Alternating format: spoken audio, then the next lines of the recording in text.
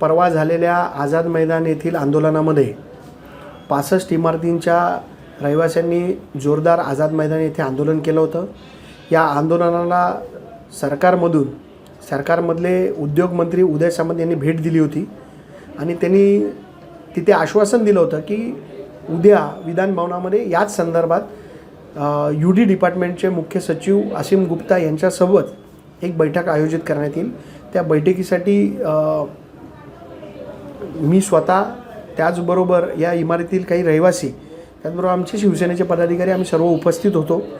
या मीटिंगमध्ये काही चांगले निर्णय घेण्यात आले।